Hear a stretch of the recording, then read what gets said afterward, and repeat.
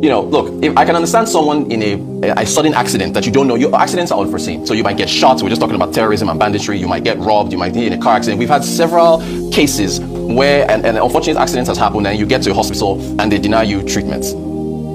However, as a single man, which everybody has been telling me to get married and get ready, you prepare in advance, right? So if someone gets pregnant and is getting ready to give birth, I guess it would behoove the father of that child to save towards that, so where you don't have a situation where when she's about to get ready to give birth, you don't have the 500,000 naira. I'm sorry, I don't want to sound insensitive here. But preparing.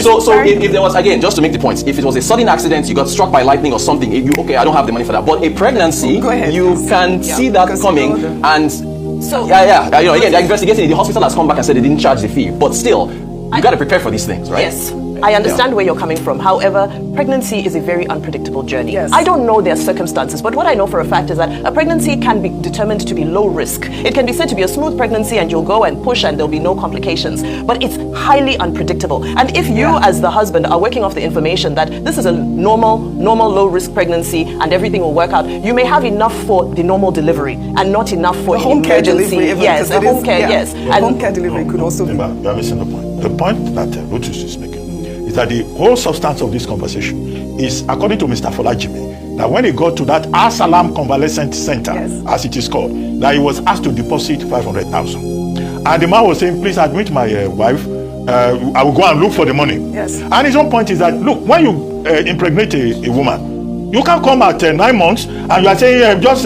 treat her, let me go and look for the money. There are many people who do that. They put you under pressure. Hey, brother, your wife has just given birth. They will be calling you from the village. Pregnancy that you knew nothing about. It's only when they get to maternity center that they will be moving around. Mr. Folajimi behaved in an irresponsible manner. But how do we know? I'm stretching his logic. No, his own words. Number 2, Dr. Salame, who is the owner of that Al-Salam Convalescent Center, says that woman, God bless her soul, God rest her soul, that she had no record of having ever visited the hospital. They could not find evidence of she having done any antenatal care. And that what they could establish was that she had been going to TBAs.